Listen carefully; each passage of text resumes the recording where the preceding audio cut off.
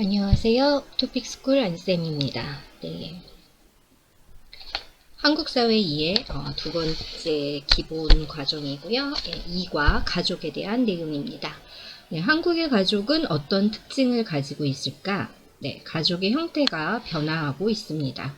결혼 연령이 점점 높아지고 있습니다. 과거에는 여러 세대의 가족이 함께 모여 사는 확대 가족의 형태가 일반적이었습니다.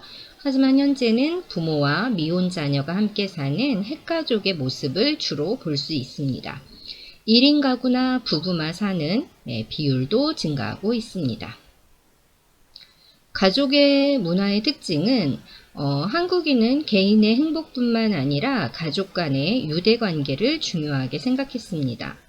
네, 전통적인 한국의 가족은 유교, 효사상 등의 영향으로 가족 구성원 간의 서열이나 역할을 명확하게 나누었습니다. 그래서 한국 사람들은 밥을 먹을 때 어른이 그 숟가락을 들어야 그 다음 사람들이 들죠. 이런 것도 이제 그런 문화의 특징이겠죠. 그러나 사회 변동과 함께 가족 형태와 가치관이 달라지면서 가족 구성원의 역할과 가족 문화에도 변화가 생겼습니다. 그러면 이제 가족에서는 두 번째, 한국의 가족과 친척은 서로 어떻게 부르는지 한번 볼까요? 가족관계 호칭에서 보면 부부는 여보, 당신이라는 말로 부르기도 하고요. 아이가 있는 경우는 아이의 이름을 사용하여서 아이의 이름, 아빠, 이름, 엄마 이렇게 부릅니다. 배우자의 부모님은요, 아버님, 어머님 이렇게 부르고요. 다른 사람 앞에서 이제 말을 할 때는 아내는 시아버지, 시어머니라고 말을 하고요. 남편은 그 아내의 부모님을 장인어른, 장모님 이렇게 말을 합니다. 남편의 부모가 시부모죠. 며느리에게 뭐라고 이야기를 하느냐? 아기를 낳기 전에는 새아가, 그 다음에 아이를 낳은 후에는 어머마, 또한 아들에게는 애비야라고 부른다는 것입니다. 아내의 부모가 사위, 딸의 남편이죠. 뭐라고 부르냐면 사위의 성을 붙여서 누구 서방, 그래서 사위가 박씨이면 박서방 이렇게 호칭을 합니다. 친척관계 촌수라고 나오네요. 한국에서는 가족과 친척관계를 촌수로 표시합니다. 남편과 아내는 촌수를 따지지 않습니다. 부모와 자녀는 1촌, 형제자매는 2촌입니다. 결혼을 해서 자녀를 낳았다면 나의 남동생과 내 자녀는 3촌이 되고요. 그 다음에 이제 자녀와 자녀의 관계는 4촌이 됩니다. 이렇게 촌수까지 나온 게 이제 가족에서 우리가 볼 수 있는 내용이었고요. 그럼 이거를 문제로 풀면 어떻게 될지 한번 해보실까요? 네, 보기에 가와 나의 순서대로 들어갈 적절한 말을 고르시오. 과거에는 결혼 후에도 부모와 같이 사는 자녀가 많아 조부모, 부모, 자녀 등 여러 세대의 가족이 같이 모여 사는 가의 형태가 일반적이었다. 그러나 산업화가 되고 결혼한 자녀가 부모와 함께 사는 경우가 크게 줄면서 부모와 미혼의 자녀가 함께 사는 나의 모습을 주로 볼 수 있다. 그래서 한국의 과거의 가족의 모습은 확대 가족이고요. 그 다음에 이제 최근의 현대의 가구의 모습을 핵가족이라고 합니다. 네, 그래서 2번이고요. 한국 가족 형태의 변화에 대한 설명으로 옳은 것을 고르시오. 네. 1번 결혼하는 연령이 점점 낮아지고 있다. 2번 과거에는 부모와 떨어져 지내는 경우가 많았다. 3번 결혼한 자녀들이 부모와 함께 사는 경우가 크게 줄었다. 4번 1인 가구나 부부만 사는 경우의 비율이 줄어들고 있다. 정답은요?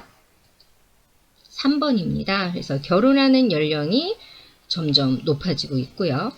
네, 과거에는 가족이 같이 모여 사는 경우가 많았고 현재가 이제 부모와 떨어져 지내고 있지요. 1인 가구나 부부만 사는 경우의 비율이 증가하고 있습니다. 3번 한국 가족 문화의 특징으로 틀린 것을 고르시오. 1번 개인의 행복뿐만 아니라 가족 간의 유대관계를 중요하게 생각한다. 2번 명절이 되면 멀리 떨어져 있던 가족들이 한자리에 모이는 경우가 많다. 3번 전통적인 한국의 가족은 가족 구성원의 평등한 관계를 중요하게 생각한다. 최근에는 4번 최근에는 집안일이나 육아에 부부가 함께 참여하는 모습이 늘어나고 있다. 정답은요 3번입니다. 그래서 전통적인 한국의 가족은 가족 구성원 간의 서열이나 역할을 명확하게 나누었습니다. 4번 가족관계 호칭으로 틀린 것을 고르시오. 배우자의 부모님을 지칭할 때 남편은 아내의 부모님을 장인어른, 장모님이라고 부른다. 2번 배우자의 부모님을 지칭할 때 아내는 남편의 부모님을 시아버지, 시어머니라고 부른다. 3번 아내의 부모는 사위가 박씨이면 박서방이라고 부른다. 4번 남편의 부모는 아이를 낳은 며느리에게 보통 새아가라고 부른다. 답이 보이시나요? 정답은 4번입니다. 그래서 아이를 낳았을 경우에 어머마, 그렇죠? 그 다음에 갓 결혼한 그 새댁에게 이제 새아가라고 부르는 거죠. 네, 5번 보기의 가와 나의 순서대로 들어갈 적절한 숫자를 고르시오. 네, 한국에서는 가족과 친척 관계를 촌수로 표시하는데요. 그죠? 형제자매는 가촌이다. 자신이 결혼해서 자녀를 낳았다면 자신의 동생과 자녀는 나촌이 된다. 가와 나에 들어갈 숫자는요. 형제자매는 2촌이 되겠고요. 그 다음에 자신의 동생과 자녀는 3촌이 됩니다. 그래서 정답은 2번이 되겠습니다. 한국의 친척관계 촌수에 대한 설명으로 옳은 것을 고르시오.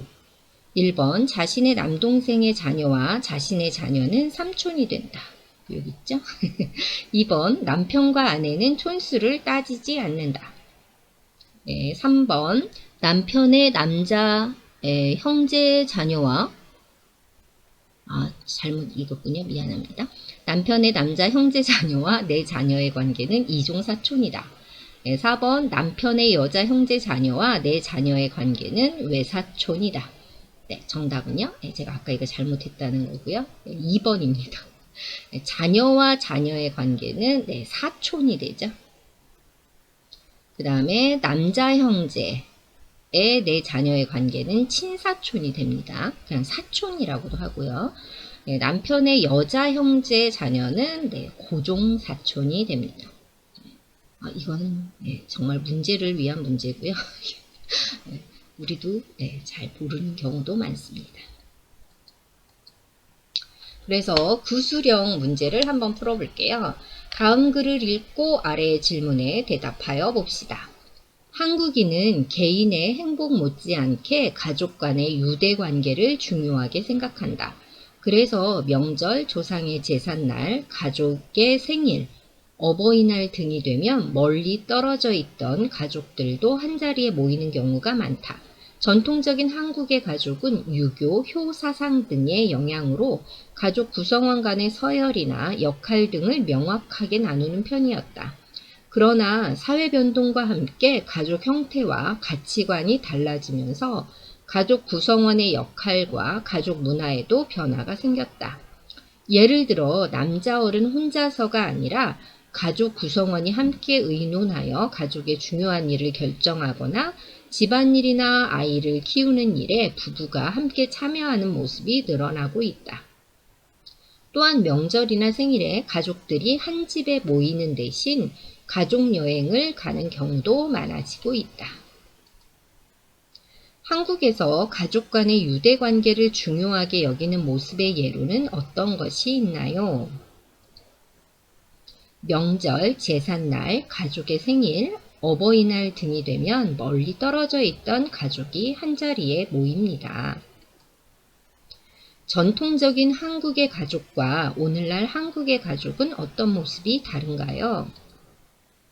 예전에는 가족 구성원 간의 서열이나 역할 등을 명확하게 나누는 편이었으나 현재는 남자 어른 혼자서가 아니라 가족 구성원이 함께 의논하여 가족의 중요한 일을 결정합니다.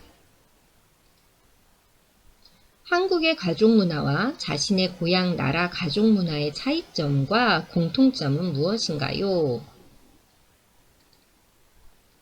가족 간의 유대 관계를 중요하게 생각하는 것은 비슷합니다. 하지만 한국보다 평등한 가족 문화가 있습니다.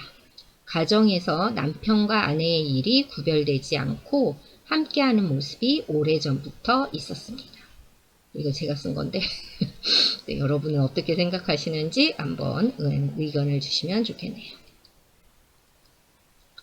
네, 장문형 문제입니다. 다음 내용을 포함하여 나의 가족이라는 제목으로 글을 쓰시오. 가족 중 나에게 많은 영향을 끼친 사람은 누구입니까? 그 이유는 무엇입니까? 자신의 가족이 가지고 있는 특징이나 가족의 독특한 문화는 무엇입니까?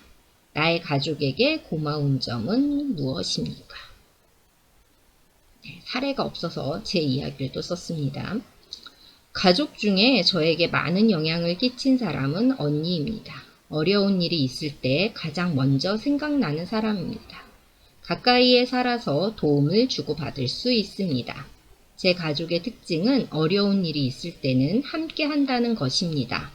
좋은 일은 잘 챙기지 못해도 어려움이 발생하면 기꺼이 도와줍니다. 저희 가족에게 가장 고마운 점은 언제나 저를 믿어준다는 것입니다. 항상 저를 대견하게 생각하고 지지해주는 가족이 있어 든든합니다.